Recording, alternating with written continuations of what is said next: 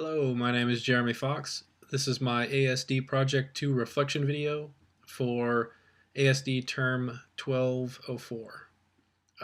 First thing, what went better than expected and what didn't go so well?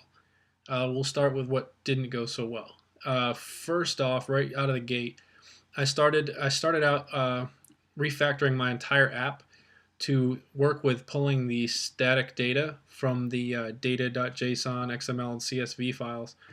Um, it was way more than what I needed to do. Uh, I guess I read the instructions wrong for the activity or just interpreted them wrong. But I started out refactoring the entire app, and there's no way I would have been done on time. So contacted Alexia, and come to find out, I was doing way more than I needed to. So what went well is once I found out what I needed to do, I was able to implement that in about 2.5 to 3 hours.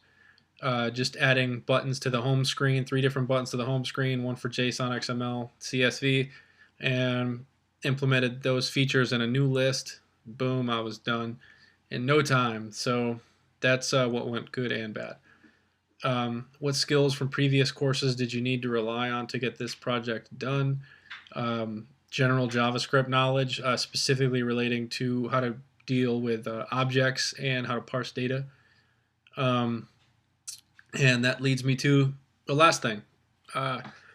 Using your own mobile device or a simulator or emulator, show off some examples of apps that pull in remote data. Okay, I have 2 examples. First of all is the one you see here on the screen. It is apartmentguide.com. This app uses JSON, and as you'll see over here on the left, this is actually the exact call that will be made when I click the go button over here. As you'll see in the app, it says we're going to search Atlanta, Georgia. If you look up here in the URL, you'll see search query equals Atlanta, Georgia. So if I go ahead and I click search,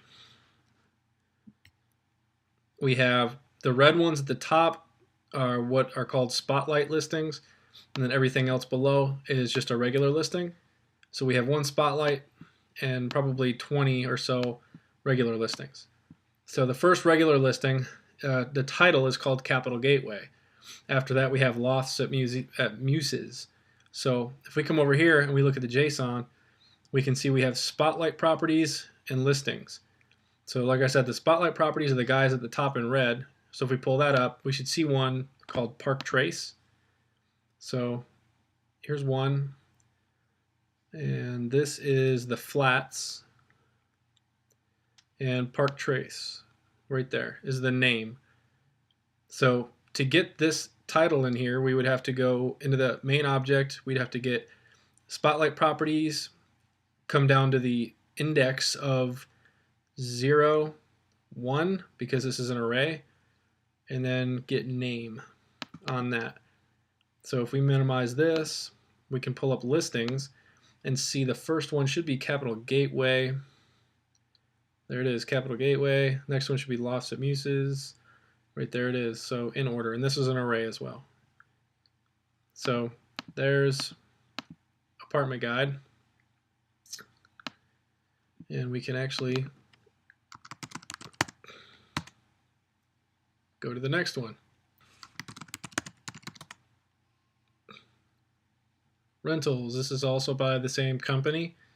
As you can tell, the only thing that really looks different is the color schemes and the color scheme and the logo.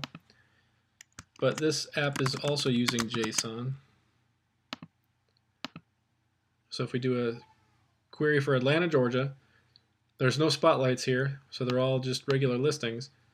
So it starts with Capital Gateway and goes to 2/2/condo and the William Oliver Depp on hand. So if we close up this guy, we can see we got 2 key value pairs on the main object. Meta, which is some other information they must be using for something else. And then we also have results, which is an array. So the index 0 should be Capital Gateway. So right there it is, Capital Gateway, which is the title. So in the results array, index 0, title would give us Capital Gateway. The next one is this long name here. And then if we keep going down the list, we can see Lofts at Muses. Let's see. Title, where's it at? There it is.